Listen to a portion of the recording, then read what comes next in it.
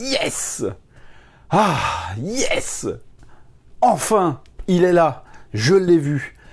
Après des mois d'attente, on va enfin pouvoir découvrir ce Crazy Samurai Musashi et voir s'il remplit son contrat. On en parle tout de suite après le générique.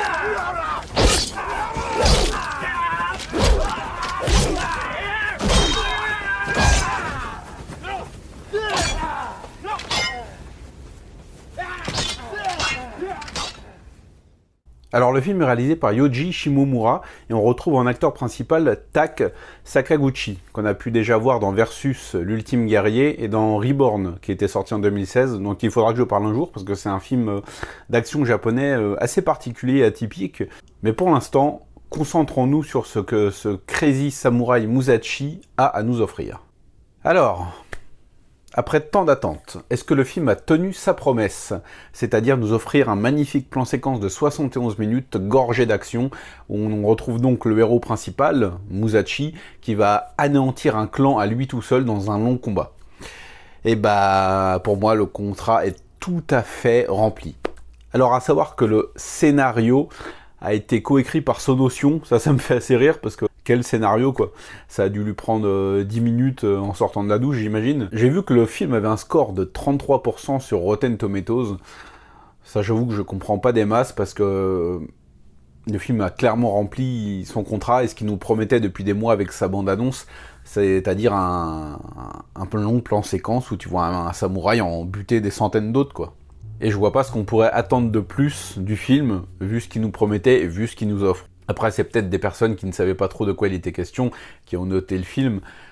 Bon, ça m'étonnera un peu, mais en tout cas, perso pour moi, le film ne mérite absolument pas cette note. Il a de très bonnes qualités, il a aussi quelques défauts dont je vais parler immédiatement. Attaquons-nous au gros du film, c'est-à-dire le morceau de bravoure, le plan séquence de 71 minutes, où on voit donc Musashi le héros en train de buter des centaines de mecs. Alors au début du plan séquence qui vient de commencer, il y a un moment où Musashi va fumer un mec, et le mec va tituber et tomber à la renverse en masquant vite fait la caméra, mais vraiment une seconde à peine. Il tombe limite contre la caméra et on a donc son vêtement qui vient couvrir la caméra. Il retombe au sol tout de suite. Alors pour moi, ça aurait été, pour moi, c'est un bon subterfuge. C'est dur à dire. Pour masquer une coupe, ça aurait pu faire penser une coupe, mais pour moi, ça ne l'est pas. Ça arrive un peu trop tôt et bon, peut-être que je me trompe. Il y a aussi un moment. Alors, j'espère que ça vient du bug de la version du film que j'ai vu. Le combat a lieu et pendant quelques secondes, on va avoir un espèce de comment dire, genre d'écran où il manque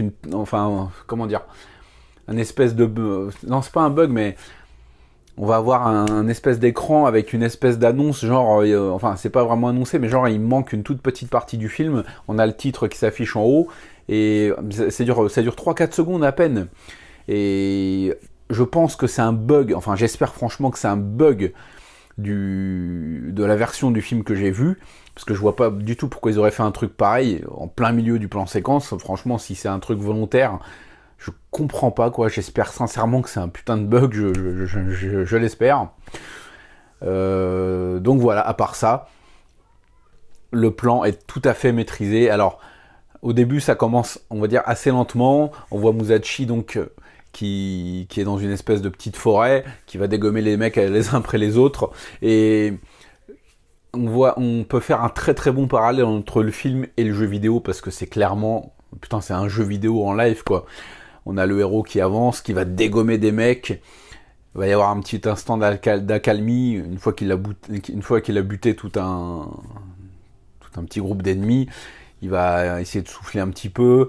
Il a disséminé ici et là quelques gourdes d'eau, 2-3 accessoires, des armes de rechange. Du coup, ça fait penser à des checkpoints, quoi. Il va boire un peu, il va nettoyer son épée, il va se frotter les mains, il va essayer de se détendre, il va essayer de reprendre son souffle aussi. Parce que voilà, on sent très bien l'épuisement du personnage au fur et à mesure que le film avance. Parce que c'est quand même, il subit des vagues d'assaut. Et au bout d'un moment, voilà, il dégomme des mecs, il se repose un peu, il se recharge en munitions, enfin, il se recharge en énergie, on va dire. Il va affronter un boss, et il va y avoir une nouvelle vague d'ennemis dans un nouveau lieu. On va avoir la forêt, on va avoir le pont, on va avoir le village un petit peu abandonné.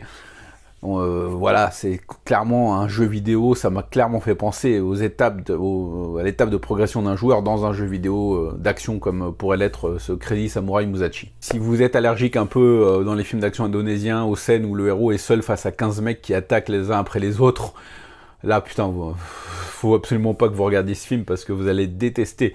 Parce que voilà, tu vois le héros qui est là avec son épée, il bute des mecs et t'en vois 20 derrière qui arrêtent pas de se replacer, qui arrêtent pas il pourrait clairement tuer le mec en 5 minutes, il se jette à 20 sur lui et il le bute, quoi. Mais non, des fois même il passe derrière dans son dos sans tenter une attaque ou quoi que ce soit. Là, tu te dis, oh putain, vas-y, vous auriez pu faire un tout petit effort, quoi. Mais c'est un petit peu justifié par le fait que le mec est une sorte de légende et qu'il flippe de l'affronter, quoi. Ils sont beaucoup, mais voilà, on sent qu'ils se disent, toi, vas-y, moi j'y vais après, parce qu'ils sont en flip, quoi. Donc le film essaie un petit peu de justifier ça. Mais après, c'est vrai que s'ils avaient attaqué à 20 ou 30 sur lui à chaque fois, ça aurait été complètement illisible. Là, l'action est méga lisible. La caméra, des fois, s'éloigne un petit peu pour donner de la grandeur aux scènes d'action. Des fois, c'est vraiment collé, elle est limite posée sur l'épaule du mec qui est en train de lutter pour sa vie. D'ailleurs, le personnage, je crois que...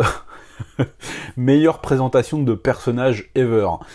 Le mec, la première chose qu'on le voit faire, dans les 5 premières minutes du film, hein, ça va pas du tout être un spoiler, rassurez-vous, le premier truc que le mec il fait, c'est littéralement la première scène dans laquelle on voit le héros du film, il bute un gosse et il bute un vieillard. Ça m'a tué, on sait que le mec est sans pitié, quoi.